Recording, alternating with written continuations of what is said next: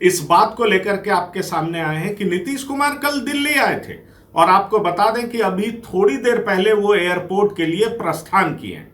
सवाल ये है कि कल दिल्ली आए, सदैव अटल पर गए, उन्होंने श्रद्धांजलि अर्पित की और श्रद्धांजलि अर्पित करने के बाद माना जा रहा था कि उनकी कई सारी राजनीतिक मुलाकातें हो सकती हैं, लेकिन राजनीतिक मुलाकात हो नहीं पाई और आज तकरीबन 12:30 बजे के आसपास वो बिहार भवन से वहां से निकले और एयरपोर्ट के लिए रवाना हो गए और अगले 2 घंटे में वो पटना पहुंच जाएंगे। अब सवाल ये उठता है कि नीतीश दिल्ली तो आए, पर दिल्ली क्या महज वो अटल बिहारी वाजपेयी को श्रद्धांजलि अर्पित करने आए थे? कयास कई थे, बातें काफी हो रही थी कि वो अरविंद केजरीवाल से मिलेंगे जो कि आम आदमी पार्टी के संयोजक हैं कबूल, और साथ ही साथ वो कांग्रेस के बड़े नेताओं से भी मिलेंगे। और यह भी माना जा रहा था कि कल जो कांग्रेस और आम आदमी पार्टी के बीच में तनातनी हुई उसका वह सुलह और समझौता भी कराएंगे, क्योंकि ये ध्यान कर देने वाली बात है कि आम आदमी पार्टी को कांग्रेस के नजदीक ले जाने वाले नीतीश कुमार ही हैं, उनकी बड़ी भूमिका रही है। अब कबूल इसको क्या माना जाए कि नीतीश कुमार आए और कहा जाए कि बिना कोई राजनीतिक मुलाकात के वापस पटना लौट गए, इसको आप किस तरीके से देखते हैं? क्योंकि जहां तक मेरी समझ है, मैं बिहार की राजनीति पर नजर भी रखता हूं, मेरी समझ है कि नीतीश कुमार आए जरूर कई तरह की बातों को लेकर के आए थे, क्योंकि अगली मीटिंग मुंबई में होनी है, तीसरी मीटिंग बेहद इंपॉर्टेंट बताई जा रही है।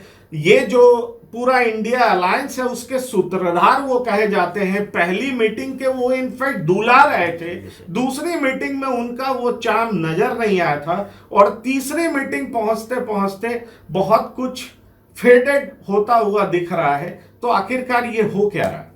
देखिए, नीतीश कुमार खास तौर से दिल्ली का दौरा तब कर रहे हैं जब ये तीसरी मीटिंग की कवायद हो रही है। महज 10 दिन या 12 दिन बचे हुए हैं उस मीटिंग को होने में मुंबई में, और ऐसे समय में वो दिल्ली आते हैं, अटल सदैव अटल पे जाते हैं, उनको श्रद्धांजलि देते हैं, नमन करते हैं। उसके बाद वो एम्स जाते हैं, अपने आँख का इलाज कराते हैं और आँख से उनकी ठीक भी हो जाती है। मुझे लगता है उस आँख से बहुत कुछ उनको विपक्ष की राजनीति भी दिखने लगी है साफ साफ। अब वो हमको लगता है जो उस आँख से उन्होंने देखा है राजनीति, उसी को देखकर उन्होंने अपने कदम जो है दूसरे नेताओं को बिहार भवन के बजाय से बाहर होने के बजाय वो सीधा पटना के लिए रवाना होना बेहतर समझे हैं। उसके पीछे कई मकसद हैं।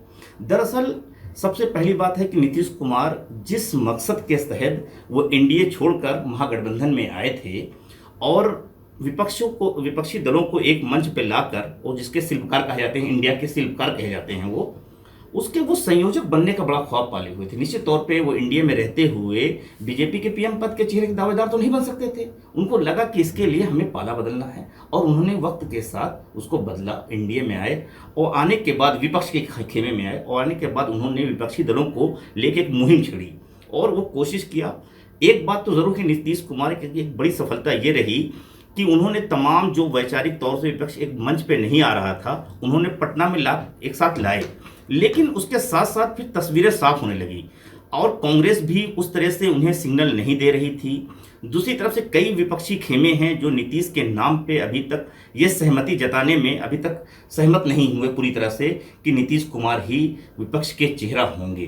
कांग्रेस ये किसी भी सूरत में ये संदेश नहीं देना चाहेगी कि वो कोई और को ये पाले गेंद दे दे। आज कांग्रेस जिस तरह की स्थिति में खड़ी है, अब कांग्रेस यहाँ से अपने आप को गेन करने की कोशिश कर रही है, पीछे हटने की कोशिश नहीं कर रही है। इसीलिए जो वक्त की नज़ाकत को भांपते हुए नीतीश कुमार ने बिहार गए।